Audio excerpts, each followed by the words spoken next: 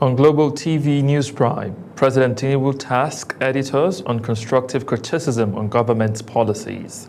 In business, Senate approves 1.15 trillion naira to fund 2025 budget deficit. On the foreign scene, residents react to rushed Johannesburg cleanup. And in sport, Super Eagles suspend boycott, resume training ahead of Gabon clash. Hello and welcome to all our viewers in Nigeria and around the world to News Prime on Global Television, coming to you live from the nation's capital, Abuja. I am Mukhtar Qasim. A quick reminder that Global Television is on DSTV channel 365 and on Star Times channel 276. And now, the news in details. President Bola Tinubu has tasked Nigerian editors and media professionals to criticize government policies constructively with fairness, accuracy, and a sense of national responsibility. Speaking at the 2025 All Nigerian Editor Conference in Abuja, the president acknowledged the media's central role in shaping public opinion and strengthening democracy, but warned against using criticism to undermine national progress. Tinubu emphasized that as social media amplifies misinformation, the traditional media's editorial responsibility of verification and balance becomes more vital than ever before. In the meantime, the board chairman of the Federal Airport Authority of Nigeria, FAN, Dr. Abdullahi Umar Ganduje, has reaffirmed his commitment to upgrading facilities at the Malam Aminu International Airport to meet global standards. During a working visit, he emphasized the improvement of African route interconnectivity through Nigeria. Global Television correspondent Idris Jibrin reports from Kano State. It was a high-level arrival at the VIP wing of the Malam Aminu Kano International Airport as FAN Board Chairman Abdullahi Ganduje touched down for a one-day working visit. He was accompanied by the Managing Director of FAN, Olubunmi Kuku, and other senior board members.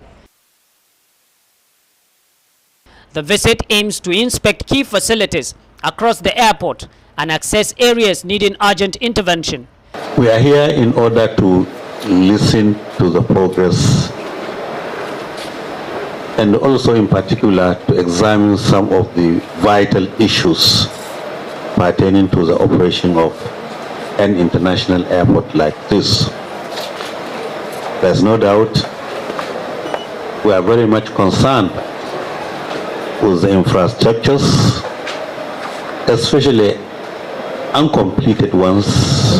Ganduje expressed concern over several abandoned projects that have lingered for over a decade. Another issue is of uncompleted infrastructure facilities, especially the runway,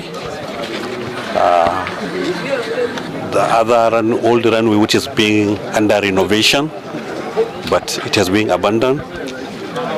And also the issue of facilities, especially firefighting equipment, which is absolutely necessary for the safety of the environment and also for the safety of the aircrafts. That one too, we need to look into it. The FAN Managing Director Olubunmi Kuku also emphasized urgency in the completion of ongoing works, directing contractors to finish within 2 weeks. We're going back to the drawing board, reviewing those projects in collaboration with the federal government. We have identified a few critical projects that we need to push efficiently and make sure that we can bring those to completion. But at the Federal Airport Authority of Nigeria, our core mandate is really to focus on safety as well as the passenger experience. With renewed commitment from the FAN leadership, the Malam Aminu Kano International Airport may soon witness a transformation aimed at enhancing passenger experience and regional connectivity. From Kano, Idris Jibrin, Global Television News. Returning now to the nation's capital, where the Senate leader, Senator Okpeyemi Bamidele, has dismissed reports of an alleged attempt to remove Senate President Godswill Akpabio, calling them misleading and designed to create unnecessary tension within the National Assembly. Topsy Kimba has the details. Speaking, Jury plenary, Senator Bamidele clarified that no discussions or plans have taken place among senators regarding Akpabio's removal. He emphasized that the Senate remains united and focused on pressing national matters rather than being distracted by false claims. The clarification came in response to remarks by Senator Oji Ozukalu of Abia North, who had recently referenced previous unsuccessful attempts to impeach the Senate president. Bamidele reaffirmed that there is no intention within the Senate to consider the removal of any of its leadership members, underlining the chamber's cohesion and focus on governance. He eventually returned the call, and from my discussions with Senator Orji Uzor Kalu,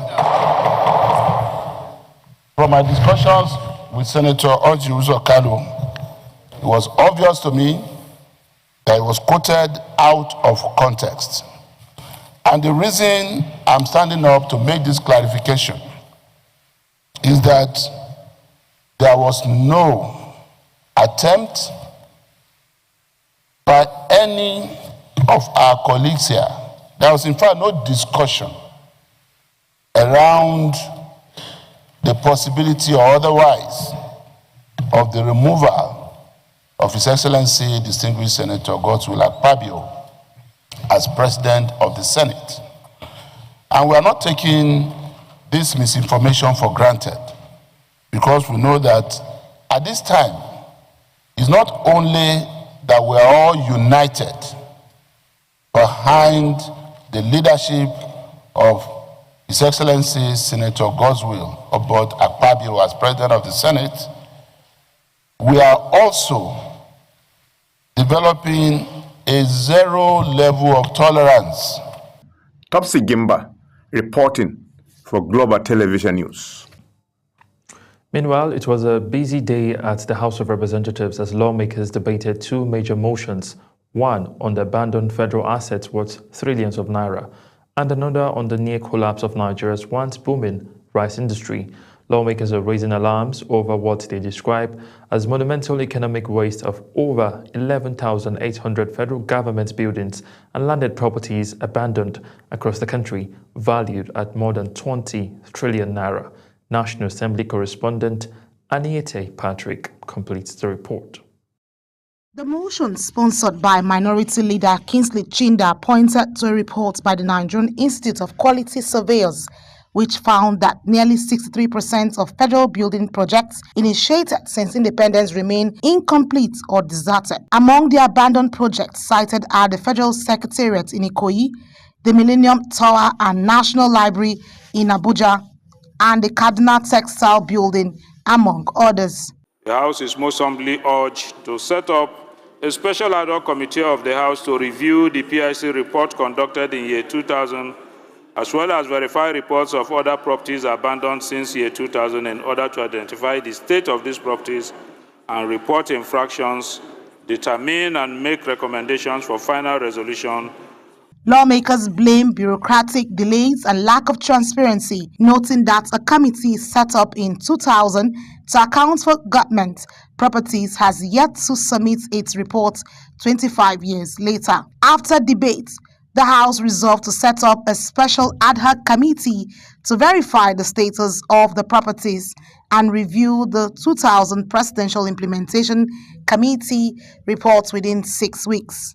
In another motion, the House also turned its attention to the collapse of local rice farming and milling, warning that recent import waivers and smuggling are threatening food security and livelihoods. Mohammed Jajere, who sponsored the motion, said the 180-day duty waiver for imported rice has crippled demand for locally produced brands, forcing many mills to shut down. He added that inconsistent policies have discouraged farmers and reversed the gains made under previous administrations. That frequent changes in government policies have disrupted the agricultural production value chain, making it challenging for farmers to plan for the future.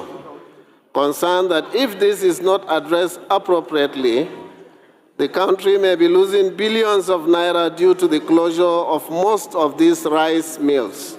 The House has directed its Committee on Agricultural Production and Services to investigate the matter and report back within 4 weeks. As the probe commences, Nigerians will be watching to see whether these investigations finally translate into accountability and revival of key national assets. From the National Assembly, Aniete Patrick reporting for Global TV News.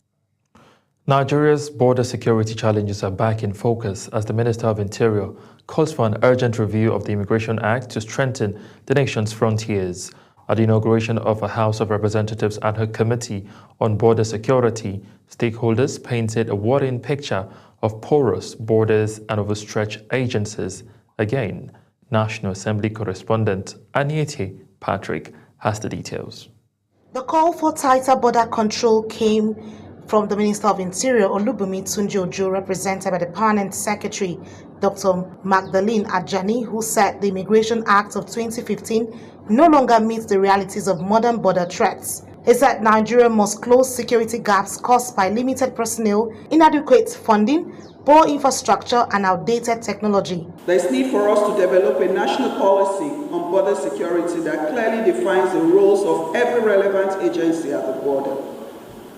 There is need to create a consistent funding framework for border security. The Controller General of the Nigerian Immigration Service, Kemi Nanda, told lawmakers that officers are struggling to monitor more than 4,000 kilometers of illegal routes.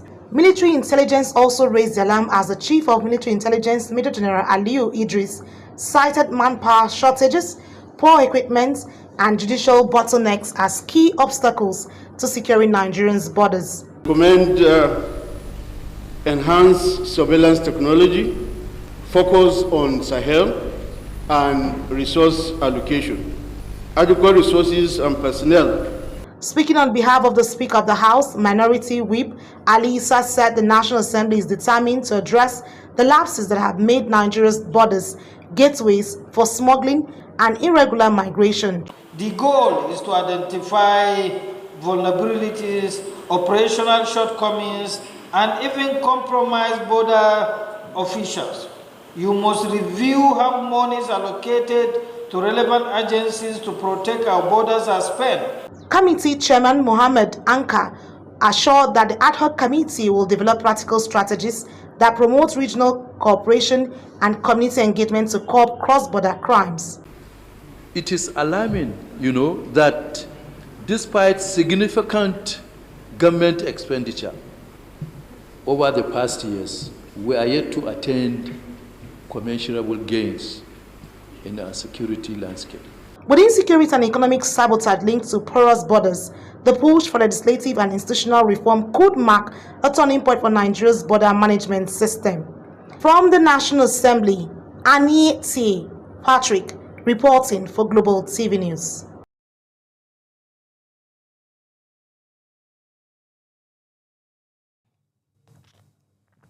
The Coordinating Minister of Health and Social Welfare, Professor Muhammad Ali Pate, has reaffirmed his commitment to strengthening the healthcare system in the country, which will be achieved by advancing localization agenda of the health sector. The minister stated this when he declared open the Joint Annual Review 2025 here in Abuja. Zara'u Nasir reports. The Joint Annual Review brought together stakeholders in the health sector, medical experts, and professionals with development partners, traditional and religious leaders who gather to discuss progresses, share experiences, and analyze shortcomings to strengthen Nigeria's health system.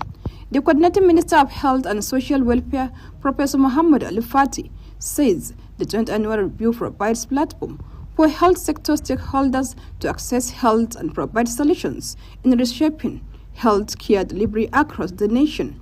Bringing Nigeria's health sector to life captures both our collective aspiration and our shared responsibility. The All Hands, One Mission theme emphasizes our unity of purpose across all stakeholders: government, national, federal, states, local government partners, private sector, communities, civil society organizations, and our citizens, and the strengthening of our collaboration in that effort. In a mixed health system such as ours. The Chairman Health Sector Coalition, Dr. Muhammad Lekki, says stakeholders should not only be celebrating budget increases in health sector, but should be able to find a way to get Ministry of Finance to release funds to the health sector and make utilization. We must find creative ways, work with the civil society organization to get the Federal Ministry of Finance, thank you, Minister of Finance, welcome here, to get the Federal Ministry of Finance to release funds to the health sector as appropriated. We must not be celebrating increases in budget on papers alone, but releases and utilization. The event under the theme All Hands One Mission was attended by the Ministers of Finance, Budget, representatives of the Nigeria's Governors Forum, and also the Country Director of the World Bank, among other dignitaries. Zahra Nasser, reporting for Global TV News. The Nigerian Navy says it will continue to develop strategies to combat security threats such as maritime piracy, insurgency, and other criminal activities along the country's waterways. Chief of Naval Staff Vice Admiral Idi Abbas reiterated this during an operational familiarization visit to the newly established headquarters Special Operation Command in Makurdi. Felicity Inderi has the details.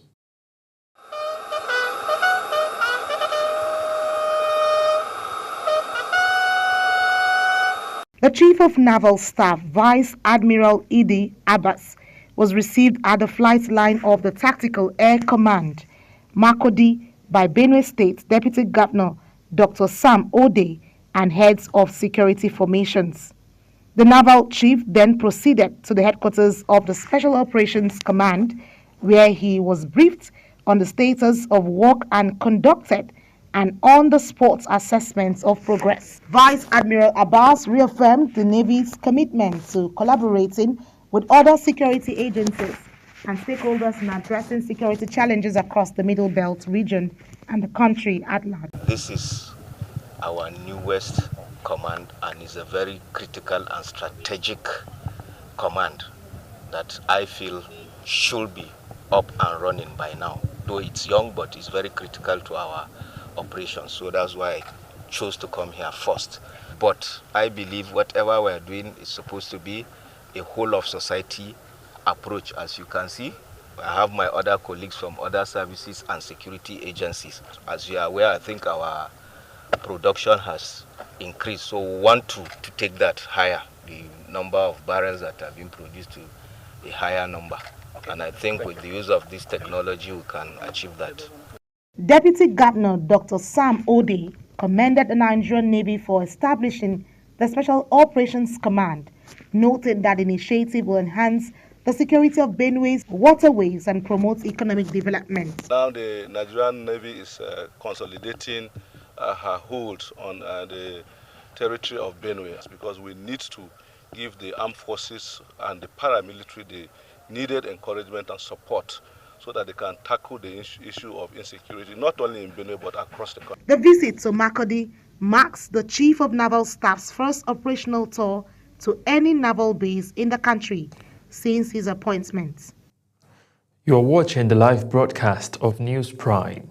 When News Prime returns, Senate approves 1.15 trillion naira to fund 2025 budget deficit. Details coming shortly, plus foreign and sports stories on the other side of this break. Please stay with us.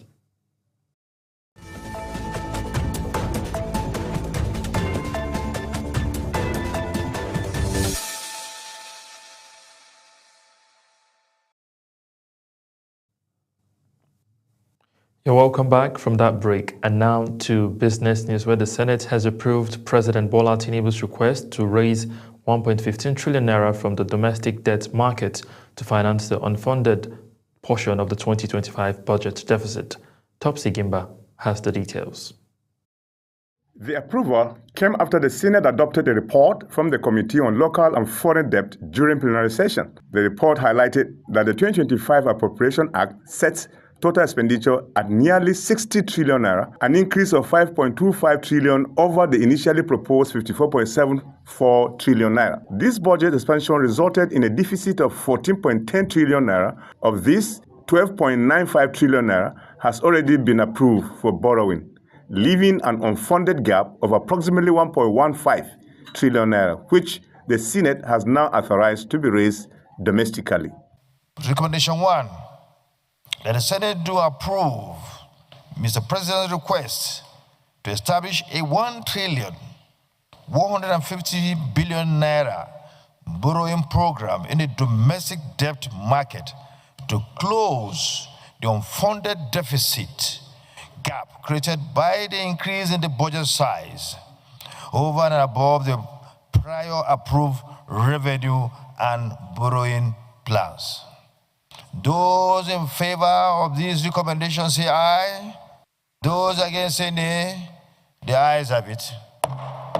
In another move, the Senate adopted a motion by Senator Abdul Ningi mandating the Committee on Appropriations to intensify oversight over the implementation of borrowed funds. He said the committee is tasked to ensure that the money is used effectively within the 25 fiscal year and strictly for the intended purposes. That the Committee of Appropriation should ensure that the borrowing is actually made for the purpose of which is required before the Senate. That the borrowing, the Appropriation Committee should ensure that the borrowing is made for the purposes of which that the Appropriation Committee should ensure that the borrowing is actually to fund the 2025 appropriation. This decisive legislative action underscores the Senate's commitment to fiscal responsibility and transparency as Nigeria navigates its 2025 budgetary challenges. Topsy Gimba, reporting for Global Television News. And now to news making rounds on the foreign scene. A major cleanup is underway in South Africa's economic capital of Johannesburg as it gets ready to host the G20 summit on November 22 and 23, with leaders of the world attending. The makeover is getting reactions from the residents of the sprawling city dealing with what has been called crumbling infrastructures and chronic mismanagement. Uyi Agbomofuegbe takes it from here. When G20 leaders touch down in Johannesburg this month, they will be greeted by a city scrubbed, patched, and polished, all parts of a last-minute summit gloss thrown over years of neglect. The urban sprawl of almost 6 million people is home to Africa's richest square mile. In recent years, however, it has sunk into disrepair with open sewers, potholed roads, and crowded shacks of corrugated iron lining its frayed edges. Against this backdrop, these South Africans have deep-seated reservations about the exercise. We don't even worry about this G20. We know it's very important, they must come, but we are worried about after. What is going to be happening after? They cannot even fix Mandela Bridge. Mayor of Johannesburg, Dada Moreno, believes the cleanup initiative is long overdue, calling for support to ensure its success. Today I stand before you with a simple but urgent message that the time to restore Johannesburg's glory has arrived, and we are doing it together. For years our city has carried the weight of urban decay, service delivery backlogs, and eroded public trust. But Johannesburg is too important. President Cyril Ramaphosa, dismayed by the decay, had called the city's states not pleasant and ordered a cleanup to spare Africa's industry powerhouse global embarrassment. Uyi Agbomofuegbe, reporting for Global TV News. And now talking sports, the Super Eagles of Nigeria have called off their training boycott and have resumed preparation ahead of Thursday's World Cup playoff match against Gabon in Rabat, Morocco. Team officials confirmed that the pending issues over unpaid allowances had been resolved, allowing full training to resume just a day before kickoff. The dispute had cast doubt over the team's readiness as they managed only one training session since arriving in Morocco earlier in the week. Still talking sports, the federal government says it is ready to fully implement reforms that will reposition Nigerian sports institutions as a true center of excellence. Director General of the Institute, Dr. Philip Shuaibu, gave the assurance in Abuja while receiving the report of the NIS Transformation Committee. Anita Patrick brings us the details. Dr. Shuaibu commended the 32-member committee chaired by the president of the Nigerian Basketball Federation, Engineer Musa Kida, for what he called a live document that will guide the future of sports administration and development in Nigeria. He said under President Bola Tinubu's renewed hope agenda, sports must take a central place in national development, creating jobs, engaging the youth, and driving economic diversification. And the Star Today team, we win the basketball tournament for more than 10 years. Amen. That is the Star Today team. So I was happy that you said it was a Star Today team. And for me, I saw a team that is going to change the face of sports. Tribal announced the constitution of a new Implementation Advisory Committee to be led by Engineer Kida to ensure smooth execution of the reform blueprints. He also revealed plans to establish NIS zonal offices across the 36 states to decentralize training and broaden access to sports education. And I said, well, if we have men like this, then why are they saying Nigeria, in quote, we don't have leaders? We actually have leaders.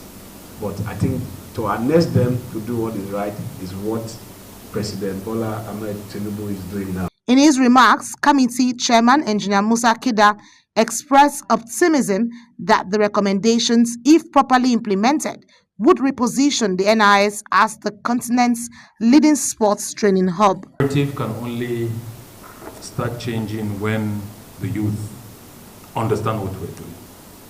And there are many vehicles to that. One of the more important vehicles is the Institute of Sports,